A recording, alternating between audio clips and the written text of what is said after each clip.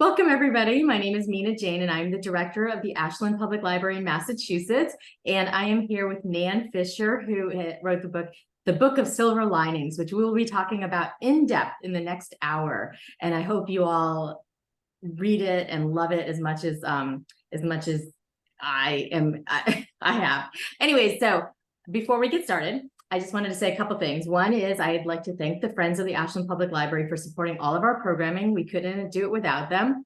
I'd also like to thank Nan because she agreed to let us partner with other libraries to do this program. And I didn't get to say this to her earlier, but I really think when libraries work together, we just make magic. So I appreciate that. So I would like to welcome the patrons from Ashland, of course, but also from Bedford, Burlington, Cohasset, Danvers, Hanover, Lexington, Lowell, Manchester, Marlborough, Needham, Plymouth, Quincy, Rowley, Tewksbury, Wareham, I think I said that wrong, West Newbury, and Woburn. And like I said, we are just making magic tonight. So good to see people from those libraries and good to see Nan's fans as well from all over the country.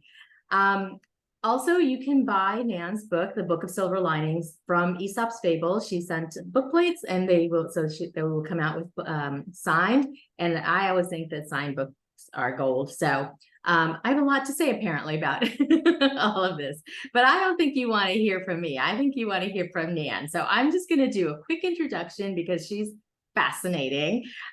We are celebrating the book birthday of The Book of Silver Linings. It just came out on August 15th, and we'll talk about that a lot more in a minute. But what I think is really interesting about Nan is that she has written, these women's fiction books, but also young adult books, but also Star Wars books, and also autobiographies of famous athletes. And I just thought, oh my gosh, she must be fascinating. I can't wait to talk to her. So I hope you find her as fascinating as I have. Nan, welcome. Thank you so much for being here. Thank you so much for having me. And now I'm nervous, but I hope I'm as fascinating as everyone hopes. We've got no bar. You're good. Okay. So tell us a little bit about yourself and then a little bit about the Book of Silver Linings, and then we'll go right into questions.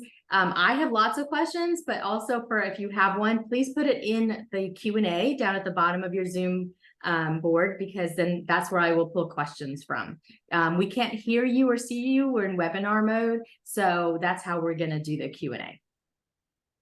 Perfect. Okay, so a little bit about me and my writing career is that I was an English major in college. I grew up on the East Coast, went to college on the East Coast, had absolutely no idea what I was going to do with my major, no idea that I was going to become an author. My first job was with Ringling Brothers Barnum and Bailey Circus, and I traveled with the circus, and I wrote stories about wild animals and the performers. I learned how to write super quickly at that job because my stories would go into the entertainment section of newspapers wherever the circus was performing. So I did that for about a year and a half. I learned how to walk on a low wire. I learned how to juggle. I was sneezed on by elephants. Super interesting, and just taught me to write really quickly. Then I was a grant writer for the University of California, San Francisco. I didn't really enjoy that much. It wasn't creative enough, so I volunteered to write on spec for Lucasfilm, which means I wrote for free for them. And after a year, they ended up giving me a Star Wars trilogy to write, a middle grade trilogy. I had absolutely no idea how to do it, but it's kind of what my career is about, is I say yes to everything, like even if I don't know what I'm doing. At the same time, an opportunity to put my hat in the ring to write a sport autobiography came up for Bella Caroli, who was an Olympic gymnastic coach. And I wrote a proposal. He ended up reading it, calling me, and I went to his ranch, and we went dirt biking for a long weekend, and then he gave me the job, and that kind of started me in writing sport autobiographies, which was really interesting and fun, but not my story. So I kind of decided, after doing 5 or 6 of those, to try my hand at fiction. Ended up writing 2 young adult novels for HarperCollins, and then switched to adult novels and published about a year and a half ago. Some of it was real, my first. And now the Book of Silver Linings. So that's me in a nutshell. Well, It sounds like a nutshell. It's like you've done pretty much everything. That whole I forgot about the thing about the circus, and I was just like, somebody should write your autobiography or maybe your biography. I don't know about that, but I loved all these different jobs. I loved learning how to write different things, but ultimately for me, once I started writing my own fiction, that was it for me. And then you asked about the book of Silver Linings, and I don't know how many people have read it yet or not read it, but I can give you a little synopsis if you'd like. Perfect. So the book of Silver Linings is about Constance. She's a people pleaser, and she's a volunteer at an animal shelter, a rescue shelter.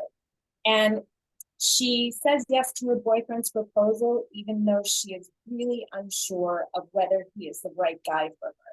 He's kind, but he's secretive, and he doesn't like animals, which is a red flag for her. So he gives her an antique engagement ring, and while researching it, Constance discovers that it's tied to a book of letters that's written by a World War I ambulance driver named James, and he's written home about the war, but also his love affair with a nurse named Anna. And Constance starts reading these letters, and she recognizes a kindred spirit, and she writes the long dead man a note confessing her fears about her fiance, because it's safe, no one's going to find out.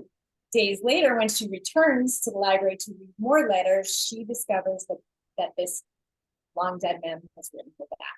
So the question is, will an impossible love affair with a ghost derail her real life, or will it help her discover her voice, her raison d'etre, help save the animal shelter that she loves, which is threatened, and also help her discover her true self? Wow, there's a lot in there, and we will talk about a lot of it. But before we get to that, you're sort of a new to me writer, Nan. So I would like to know a little bit more about you in terms of your history. Like, what were you like as a kid? Did you read a lot? What did you read if you read a lot? I was an avid reader. We went to the library every weekend. My mom would let us take out 10 books. We would read all 10 of those books, and then we'd go back and do it again. And I have a huge love for librarians. They would see my sister and I coming. They'd take us right into the section. They'd suggest books. So I grew up on the first books I ever read were read to me, and that's Dickens. My parents used to read a chapter of Dickens every night before bed. Dickens wrote for the newspapers, so every single chapter is a cliffhanger, which basically started my love for reading. And very quickly, I learned to read on my own and to sneak that book out after bed and bring it into my own bedroom and secretly read, the next chapter. So I grew up reading Dickens, The Secret Garden, The Little Princess. And I have a huge love for reading and the fantasy of reading. So I was a big reader, but I was also a tomboy, spent a ton of time outdoors playing, still do, super important in my life to be outside and active. But my childhood was really filled with books and also filled with a lot of sports and activities. So that is really interesting, given where you ended up in that middle part of writing autobiographies. But what about, at what point did you think, I could do this? I could write. I always knew that I was a good writer. I mean, even in college, I would help my friends with their papers, with their essays and everything. So I always knew I could write. But, for me, it was kind of before the internet, dating myself, but I really didn't know a lot of the careers that were out there for me. So I kind of thought I'd end up in advertising. I never dreamed big enough to think that I would actually be an author. I knew that I could use my writing for different jobs, which I did, but I never, until the first kind of opportunities started to present themselves, and they were a surprise to me. Lucasfilm and those Star Wars books were a surprise. Bela Caroli actually picking me to write his autobiography was a surprise. When he told me I had the job, I said, "You do not want to hire me. I have no idea what I'm doing." And he said, "I always choose to work with gymnasts who aren't necessarily the best, but who want it the most." And I guess he saw that in me, that I wanted it the most. He told the story to me about Nadia and how she wasn't the best gymnast he'd ever worked with, but she worked harder for his attention than anyone else. And so I guess deep down, I really wanted to write books. I just really didn't know. So did you go down a different career path before you started writing? I don't know, do you write full time?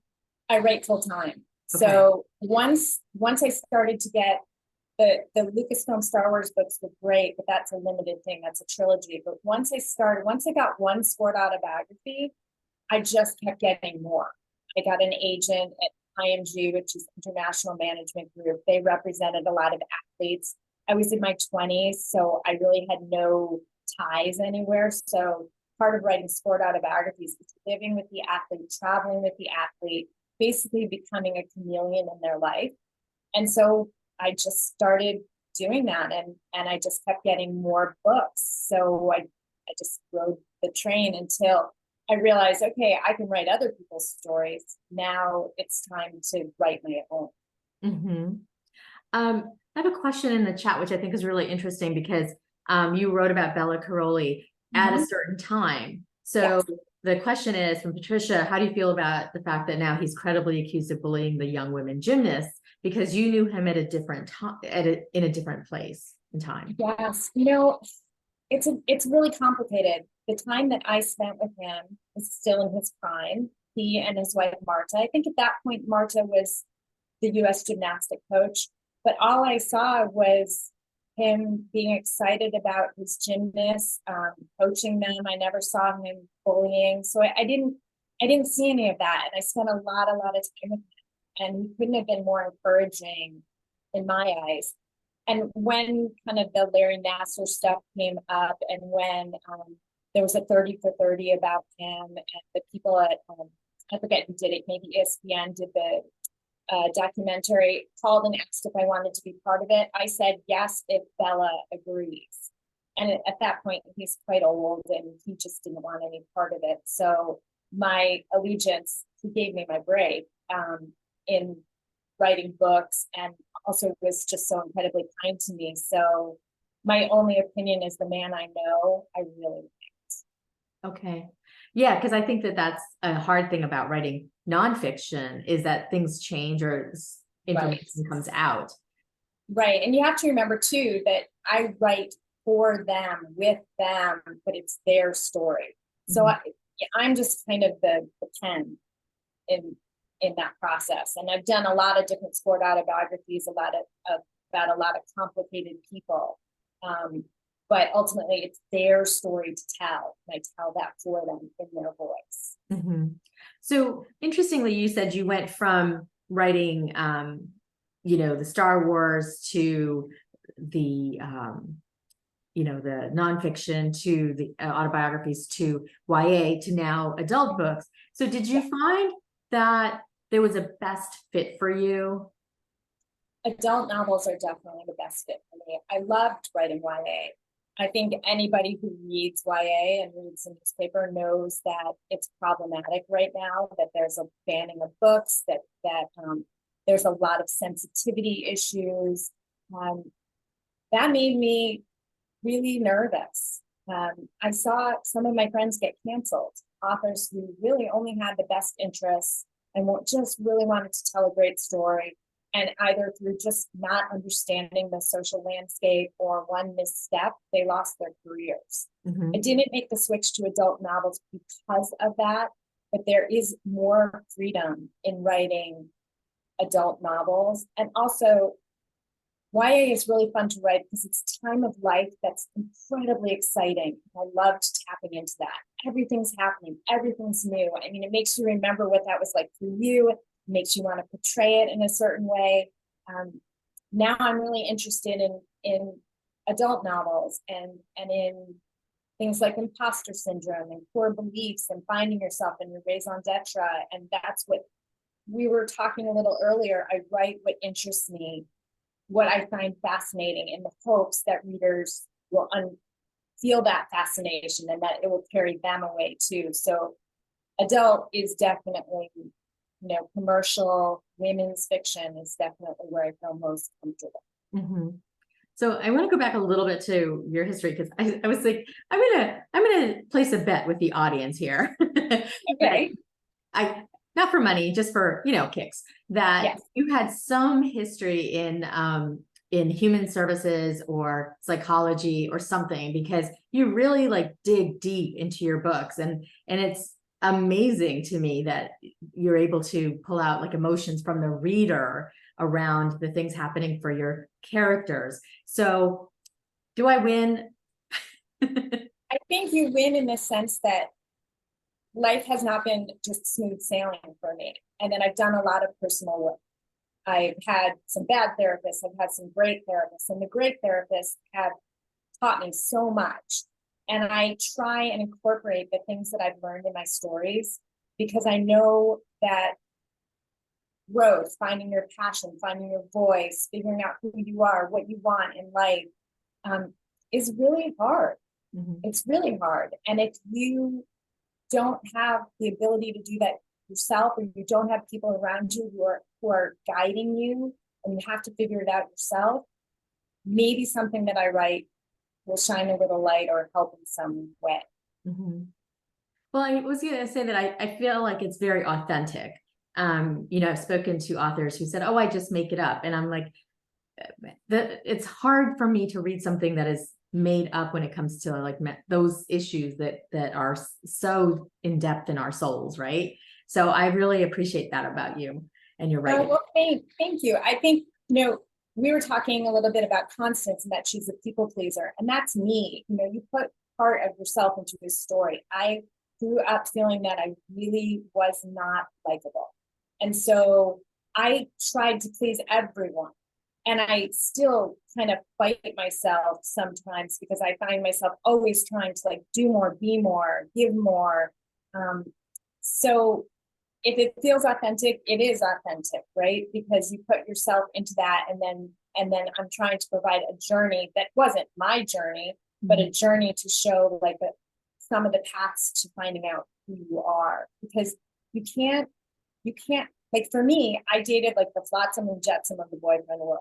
It was horrible. I could spend the next hour telling you bad boyfriend stories. And it wasn't until I figured out who I was and gained some confidence that I could actually realize what I wanted and find a great partner who supported me and who I support.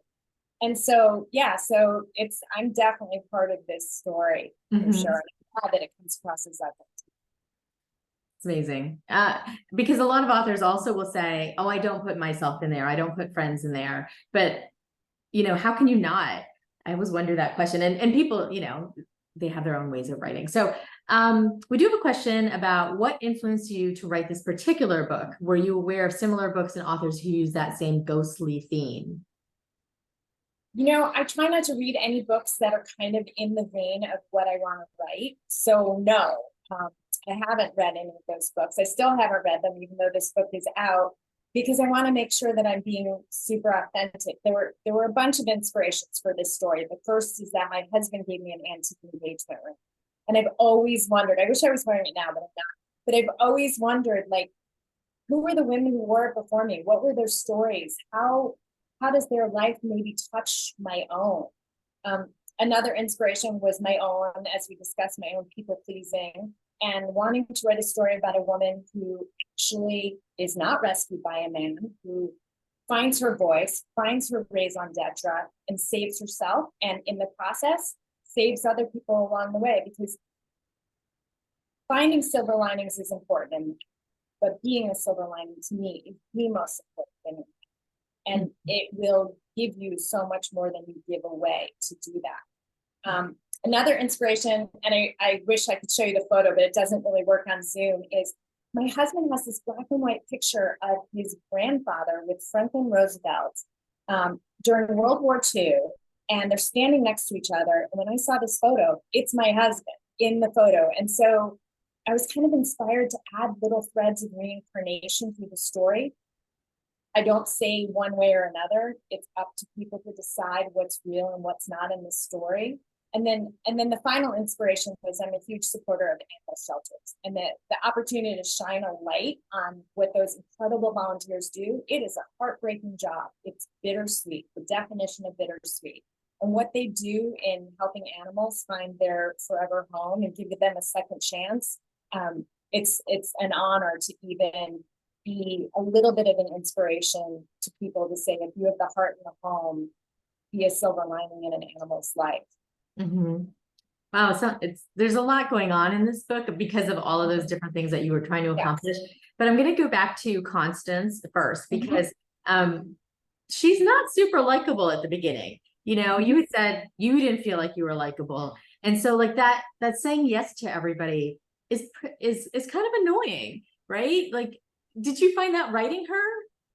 Yeah, I mean, you want to shake her at the beginning and say, get a backbone. But I think it's important to remember that everybody has different life experiences. For me, my parents tried their hardest. My mom, when she would get angry, would say, I love you, but I don't like you. And that's why I don't feel likable. And those things didn't stick with my sister, but it stuck with me. And it's part of my core beliefs, and I can live otherwise, but it's just always a part of me. And so, same with Constance. She had a really rough relationship with her parents. My family was a happy family, way rougher than, I don't want to, pretend something that's not true. But you can understand as you read her story why she is the way she is. And because you start off with Constance being a people pleaser, as an author, you have to create an arc in a story. And I think that's something readers sometimes might not know, is that you have to start your character at a low point. You have to give her a runway to take off so that she can eventually soar. And so, yes, Constance starts off as a people pleaser and a bit of a doormat, but that's not how she ends up. And hopefully that's what makes for a super fulfilling novel and story, is that your character's journey, there's somewhere for her to go. Mm-hmm. And what made you want to go sort of with a mystical or magical theme for her to go on that journey, as opposed to, her best friend was like, hey, knock it off. Was she just not going to listen to her? She wasn't going to listen to her. And I think something had to happen in Constance's life that she couldn't explain, that would take her out of her head and allow her to, she has a very regimented life, and she's had to have a regimented life. So it had to be something pretty fantastical to get her to broaden her horizons and consider something other than the way she was living. And that was through James's letters. And it's funny, I don't plan things out super specifically. I'm more of a pantser. So once I set up a three-dimensional character, I knew that there was going to be some kind of book tied to her ring. I had no idea what it was going to be. And then once I figured out it was letters from a war, then I started creating Anna, who James is in love with. And I thought, wow, she's very similar to Constance. Constance can learn from her. And so it just kind of evolved. I find that if I create characters that are rich enough and I know eventually where I want to go, the story will roll out from there. Mm-hmm. So in terms of your writing process, what came first to you? Was it the characters, the setting, the overarching story? Just the idea, and this is what I ended up pitching to Berkeley, just like a 2-sentence idea. There's a woman, she gets an antique engagement ring. She does some research and discovers it's tied to someone who's dead. She's somehow caught up in that and leaves a note for this dead person. I don't know, is it in a novel, a book of poems, a book of letters? And days later discovers that this dead man has written her back. And that's it. I really didn't know what the story was going to be beyond that simple explanation.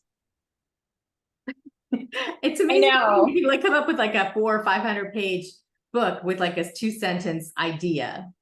It's daunting, honestly. It's really daunting because you have this idea, and it's funny because I think we all have friends who say, I have the greatest idea for a novel.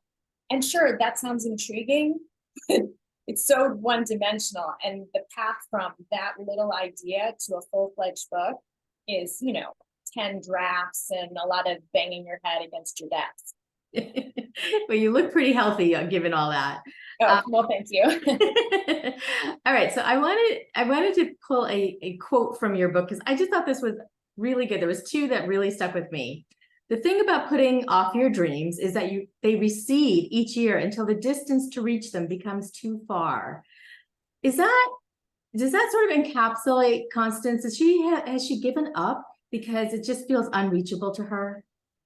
Yeah, and because there are so many pressures on her. Her grandfather has dementia. Her dad wants help trying to get out of prison.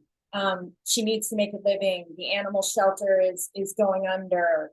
The land and the building are going to be sold. There's so many pressures on her. And I think that's true in life. When I was in high school, I did a summer job at a local department store. And I moved from like department to department. And everyone I met hated their job. And I was so young, right? I was 16, 17. And I kept saying, well, if you hate it, and they would look at me like I'd say, do something else, get another job. And they'd look at me like I was crazy. And they'd be like, I have 3 kids, or, I have student loans, or there are a million reasons not to pursue your dreams. Mm-hmm. People, we all want security in life. And I understand that. There were years where I was just writing sport biographies because I knew that I was going to get a paycheck. At some point, if you put it off too long, it'll never happen. Life goes by like that, and all of a sudden your opportunities are gone. So yeah, that's kind of always been an inspiration of mine, is not to put things off for too long, not to miss those opportunities. Mm-hmm. And was that part of the purpose of the story, was to get to sort of showcase what happens when you get mired down in the day-to-day, and having those letters really take you out, as you said, from your own head to have a different perspective? Definitely. That's definitely one of the purposes. I try not to write anything that's too banging people over the head. My whole goal is to tell a great story that keeps people turning the pages. But beneath that, it's something that I'm writing can inspire people to make a change in their lives, or to maybe, like I told you what my core belief is, I'm not likable. To look at your own core beliefs and say, that's not serving me well. So while that's never going to go away, I'm just going to get on with life, and I'm going to do a Zoom at the library, and you just kind of keep on and doing all those things. And eventually you prove to yourself that while you might not believe you're likable, that you can still do it, you can still do the job, and people are going to embrace you. Mm-hmm. But how did you get Constance to go from this sort of external thing, the letters from, James, to internalizing it to make changes in her own life? Just bit by bit. That is where there is plotting for me in a story, is slowly, bit by bit, having accomplishments in her life, whether it's with Growler, the shelter dog who is going to be euthanized, or with her group of friends at the library. Like, bit by bit, as she changes other people, they start changing her. As she has an effect on Trudy, the shelter owner, Trudy has an effect on her. Mm-hmm. So it's a back and forth, bit by bit, to slowly move her along an arc of growth. Mm-hmm. But it wasn't so slow that it couldn't keep our attention, it's a hard balance, I think. I think one of the tests as an author you do as you're writing chapters, and this goes back to Dickens, is at the end of a chapter, if I read it and in my head I say, and then this happened, and then this happened, then it's not going to hold your attention. But if at the end of the chapter, you read it and you turn to the next thing and there's a but or a therefore, that you're showing growth and change, and that the reader's going to want to continue along on the journey. Mm-hmm. An interesting question about the shelter. Eva Jane asks, have you given a shelter animal their forever home with you? Yes. So I grew up with rescue beagles. They were rescued from medical testing. And that's where my love of animal shelters came from. And then for the book of Silver Linings, I'm donating a percentage of my first month sales to the Pixie Project, which is an unbelievable shelter in Portland, Oregon, that really works hard to help find animals their forever home. So I'm hoping that this book actually has some ripples that feed out into the universe, and more than one dog or cat finds a home because of it. I love it. Because there's the entertainment for us as a reader, but to actually have a real world effect is unexpected, I think, a little bit sometimes. Yeah, and it has to be really integral to the story and authentic to the story. And I don't know. I hope this one does. I hope people read it and say, I want to be a silver lining in an animal's life, or I want to volunteer at a shelter. you know, 4th of July, when fireworks are going off, you can volunteer at a shelter and sit with the animals for a few hours and just keep them company, to keep them calm. There's so many different ways. You don't have to foster an animal. You don't have to adopt an animal. You can still make a huge difference. Mm-hmm. I just love the passion you have both for writing and for animals. It's really nice because some people are very focused on one thing and can't really see outside of that. So I love it. Thanks. I want to read another quote, if you don't mind. Sure. It's also, you know, it's a little bit later. You must not give up the things that are important to you in order to be loved. Life is a long road, best traveled with someone who shares your passions, or at the very least, makes room for them, sees your light, and helps it shine even brighter. And what I love about that sentence is really that you didn't say somebody has to just suck it up and love you the way you are, but they have to be able to see that what you have is purposeful. Yeah, you know, I think especially as women, we're still kind of brought up to be people pleasers, and we're still kind of brought up to fold into other people's lives sometimes. And I just think it's super important to not lose yourself, because ultimately you're going to be really unhappy if you do. And you don't have to find a partner who you're identical with. That would be super boring. But you do have to find someone who admires who you are and gives you the room to grow and be more of who you are. Mm-hmm. If you're just trying to fold yourself into someone else's life, and I've tried that before. I did that with a lot of different places. You're into rock climbing, I'm into rock climbing. You want to do, you know, whatever. Just always trying to fold myself in instead of finding my own passions and then meeting someone who might share some of those. So I just think it's a really important message that you shouldn't do that. Don't dull your shine for anyone, because that's what makes you unique and special. And those are the things that are going to attract like-minded people to you. Mm-hmm. And do you think that for Constance, coming to that sort of place of enlightenment would made her happy? I mean, ultimately it would make her happy, but like it's a hard transition to make, a hard turn, because you've already had so much investment in saying yes to everything. I think it made her fulfilled. I think this whole what is happily ever after? There's so many different versions of that. And I think people chasing happy are going to end up disappointed. I think chasing fulfillment, chasing things that make you proud of yourself, that give to other people, to me, that's more important. Happiness comes and goes. Mm-hmm. You know, life is ups and downs. Fulfillment, being proud of yourself, giving to other people, those are constants. And I think that's what's most important. Happiness will come and happiness will go. Mm-hmm.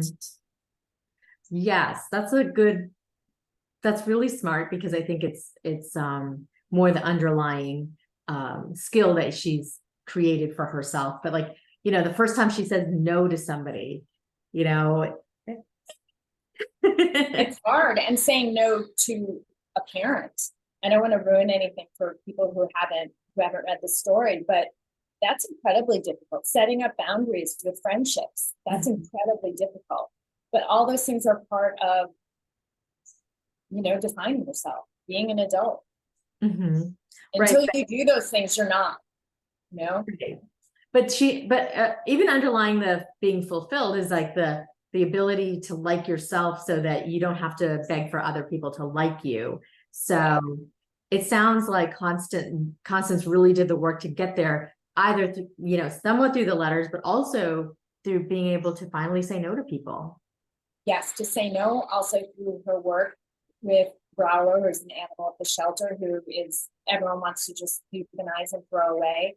Like, the more accomplishment she feels in life, her work towards saving the animal shelter, or her ability finally to tell her best friend Mars that what Mars is doing in life isn't serving her well.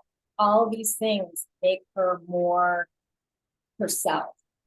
Mm-hmm. And the more she gains confidence, the more she's able to say what she wants and needs in life, because she's finally learning who she is. Mm-hmm. Yeah, that was the one thing that was about this book, was that she had to take that journey. Were you surprised at, I mean, it only came out on August 15th, but like, have you been surprised by the response to it? It's been fantastic. I mean, you write your stories in your room by yourself.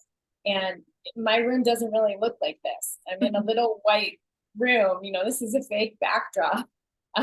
So you write all by yourself, and sure, maybe your agent likes your book or your editor is happy with it, but you don't know how readers are going to react. And like I've said, there's a part of me that's just begging them to like me inside. I'm thinking, like me, like me, like me. At the same time, it's a huge accomplishment to publish a book, especially with an imprint like Berkeley. And so I take that in at the same time and feel good about that. But yeah, I'm really surprised. I'm so happy that Constance's journey is resonating with people, and that they are falling in love with her and falling in love with Growler and with the mystery of the story. I mean, that it makes you feel like the labor was worth the effort.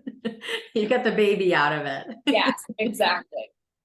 So going over to publishing a little bit, I know that there's been a lot going on in the publishing world lately, and you started writing adult books, books for adults, with Berkeley. So Yes. did you feel like, I mean, did you shop around? Did you, to find the best fit for you, for the most support for you? How did that work for you? Well, if that's all, Stephanie Kip Roston is my agent at Levine Greenberg Roston.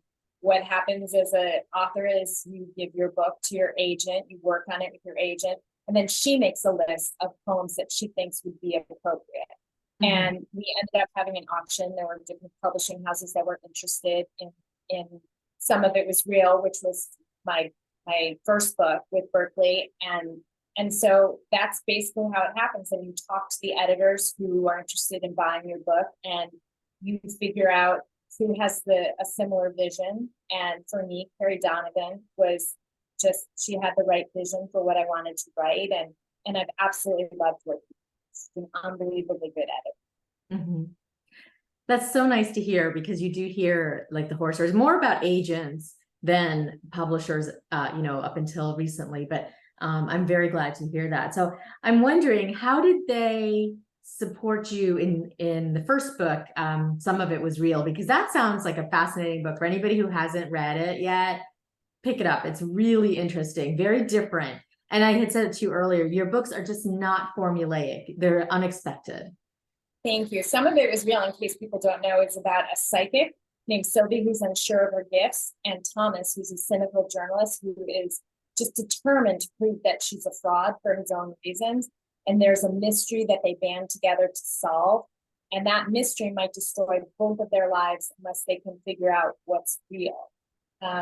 So, I mean, in terms of support, I mean, my publishing house supported me in a way kind of publishing houses support authors with, talks and appearances and, and me writing articles and things like that. Ultimately, what I look at is I just try and connect with readers through mostly Instagram. And I found for me personally, that's the best support that I can get, other than like Zoom calls with libraries and book clubs where we can talk, because I think word of mouth is how a lot of books catch fire. So that's kind of what I look at as kind of the tool in my toolkit. Mm-hmm. So this goes back to your history working with Barnum and Bailey. I'm wondering if some of the magical part of what you write is because you like pull back the curtain on what is behind that curtain, what is behind the magic and the people. And is that something that comes from your time in the circus, or just something else? Well, I've always loved anything magic. Narnia, Tales of Narnia, C.S. Lewis, like Alice in Wonderland, like that's my jam. I love anything magical. I'm a huge fan of T.J. Klune books because they're so incredibly magical and so incredibly creative. I would say my time at the circus was the opposite, because I ended up leaving because I couldn't really stand being around the animals that were in captivity. Yeah.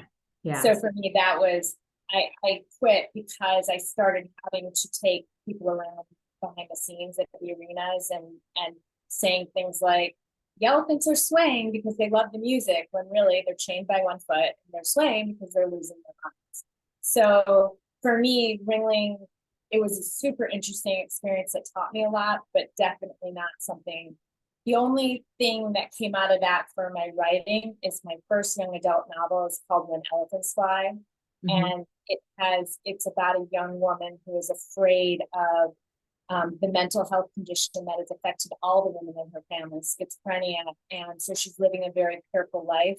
And then when she sees an elephant calf born at a local zoo that's later claimed by a small circus, she goes to help that elephant calf transition because she's interning at the zoo, and ultimately ends up on this desperate road trip to save the elephant calf's life and kind of earn her own version of freedom along the way. And I would say that is inspired by my time at the circus, because there was an elephant calf that was brought in when I was working there. His name was Prince Tusk. And everything I know about elephants now and how terrible it is to take a baby elephant away from its mother, I wrote that book in part to shine a light on mental health conditions and to shine a light on wild animals, specifically elephants in captivity and how wrong it is. And I'm really happy to say that Women Rose has shut the doors. It's done. So, So, but it's interesting to me because like as a watcher or a reader, I only see the outside of it, but you really delved into it even there, even back then. You didn't let it, you didn't just like, I think part of being an author or writer is curiosity. I'm curious about everything. I fall into rabbit holes of researching all the time, even things that I don't end up using. I was telling you there's a giraffe in my next novel, and I'm researching giraffes. It's part of being an author, and curiosity is what allows you to write things that are different. And my hope is always to write something that doesn't fit into a narrow box, because that's not how I think. That I want to surprise people when they read what I write. Well, you've been successful for that for me, but because I was saying to you, like, I think that there are tropes in your books, but they're not, as I said, formulaic. What you do with them is different from other authors that I've read, which is unexpected. Well, that makes me happy. Thank you. I'm working on fulfilled, but happy I'll take. Yeah. Fulfilled too. Okay. So let's go back to what you just said about research. What kind of research did you do for this particular book? A ton of research on World War I. I really didn't know much about World War I. I read a lot of poetry from World War I. But the thing that interested me the most, and I go on tangents, and then I have to kind of winnow down what I've written, but the female physicians and nurses in World War I are super fascinating. So a lot of female doctors and nurses in the US volunteered to serve over in France, because in the US, we didn't have the vote, and we weren't allowed to treat anyone but women and children. But during World War I, there was so much need that female physicians could come over and serve, and they ended up building, creating, running hospitals that were all female run hospitals, down to the orderlies, the ambulance drivers, and they were unbelievably successful. And they did that not only to prove that they were as smart as men, but also to earn the right to vote. And I didn't know anything about that. And that's just one of the rabbit holes that you end up going down when you're writing. And I could have written a whole novel just about female physicians serving during the war, and because originally they weren't accepted, and originally they arrived and they were laughed at. But then they started doing surgeries and introducing different procedures, and they had such better survival rates than most of the male surgeons, that all of a sudden those men started following their lead, which I think is super fascinating.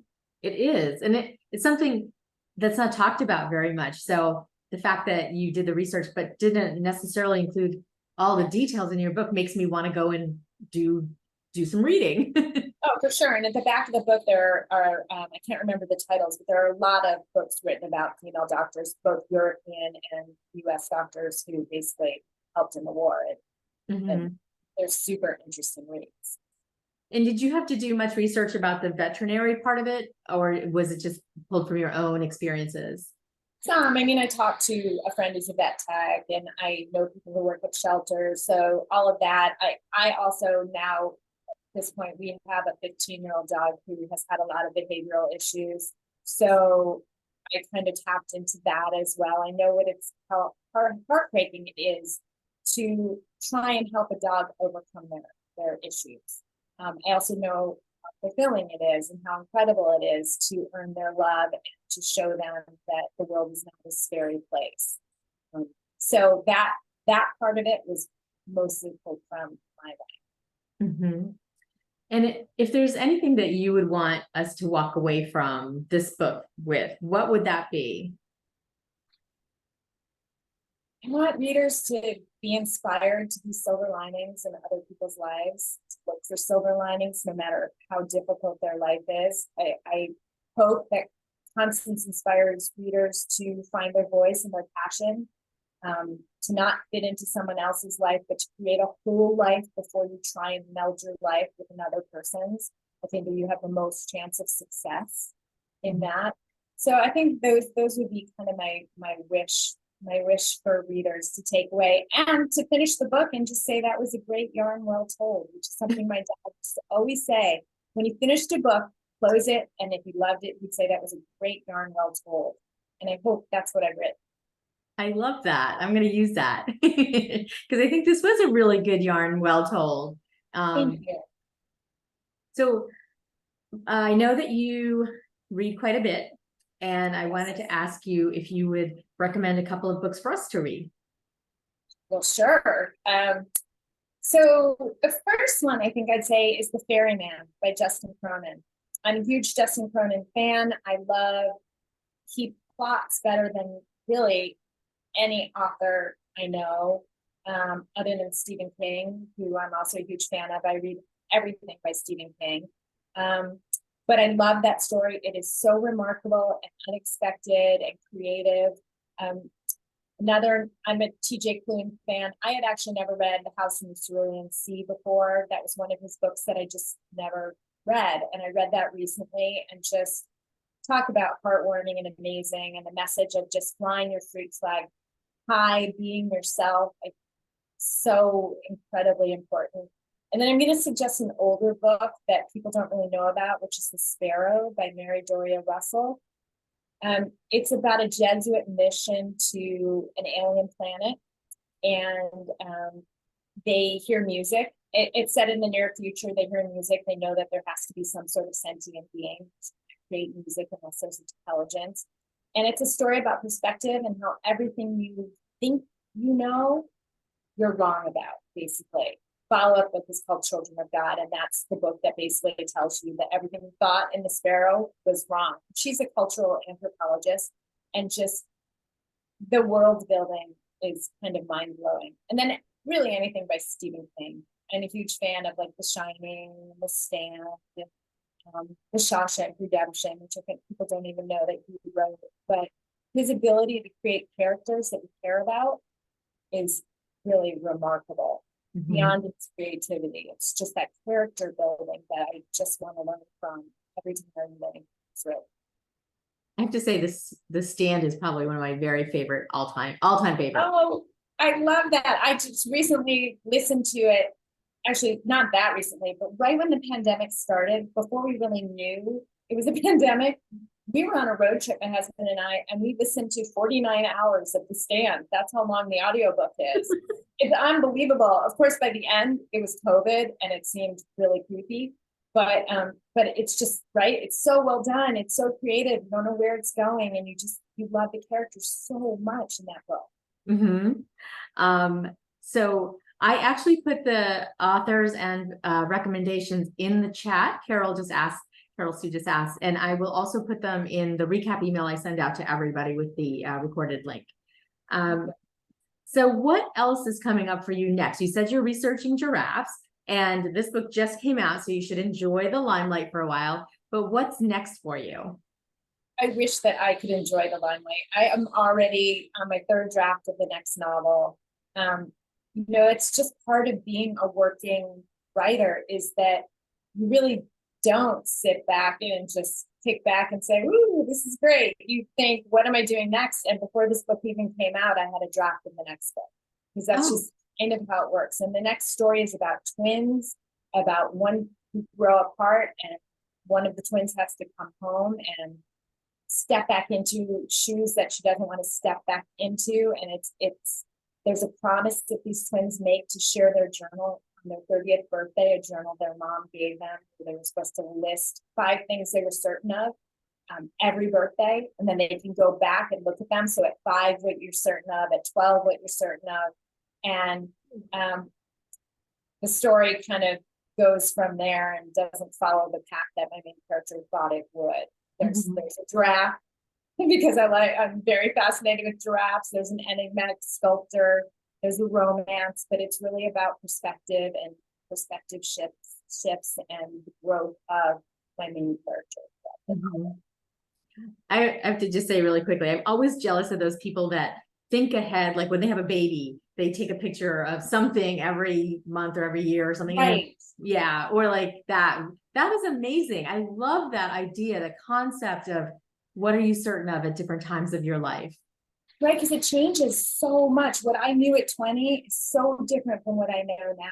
And it doesn't mean I was wrong at 20. What I knew at 20 made sense. It's just looking back now, and it gives you such a different idea of life and of where other people who share those certainties, where they were in their lives too, and how you thought they thought something, but you were entirely wrong. And I love that. I love putting yourself in somebody else's shoes, realizing you don't know them, and learning who they are. Right. But those are so easy to think of later. Like as a parent, I could say, I would be like, oh, I wish I thought of that. But some parent was like, okay, for 30 years, we're going to take a picture of us in our swimsuits on 4th of July. Right. Or write these things down so that in 30 years, you can look back on it and think, where was I? Right. I wish I'd done that, with my writing career. I remember I did an interview, I think it was 24, and it was with the Oregonian in Portland. And they asked, where am I going to be when I'm 30? And I said, I will have written at least 5 novels. And, I didn't publish my first novel for years after that. And what you think is going to happen, and then life getting in the way, it's kind of stunning. But it would be nice to have, kept that log too. Well, so that brings up probably maybe my last question about your, not what's next for you in terms of book, but like what else can you accomplish that you want to, like, what do you dream up to accomplish that you haven't yet? This might be a pretty typical answer for authors, but I'd like to see something of mine on the screen. I'm just starting to kind of look at that, and I've written a treatment for one of my young adult books called The Speed of Falling Objects, which is about a plane crash in the Amazon, and a survivalist and his daughter have to figure out a way to get out. There's a movie star as part of that plane crash, and I think it would make a really amazing film. And so that's really in the back of my mind, something after this next novel that I'm going to focus more on. And would you actually write the screenplay, or would you? I'd like to. I'd like to. So I've written screenplays before. So, it's something that I've always used to figure out a novel, because a screenplay is, 100 or 110 pages, and it's really the spine of a novel. It helps you kind of figure out when things are going to happen and where. It helps you show more than tell, because when you think about a movie, showing people, in a novel you get to tell more, but you have to be super careful about the telling, because that can slow down. So yeah, I would definitely want to write the screenplay if I had the opportunity.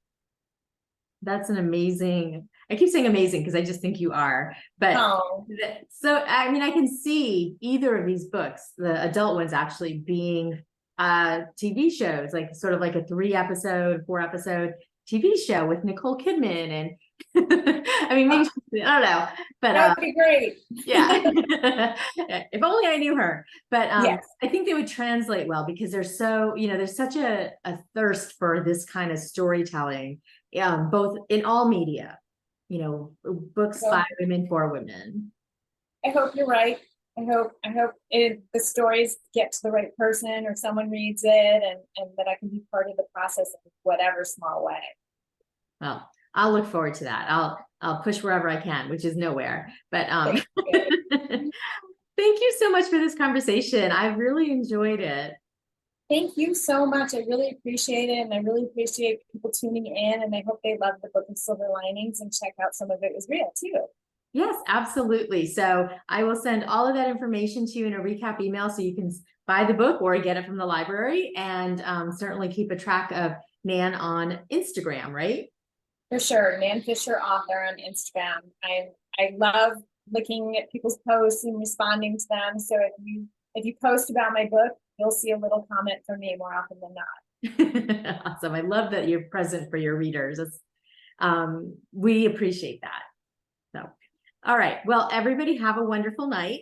Nan, I will be in touch soon, but in the meantime, I hope everybody reads this book, reads both of Nan's books, and talks to any TV moguls that you know. Thank you so much, Mina. It was super enjoyable. Oh, good. I'm so glad. Have a wonderful night, everybody.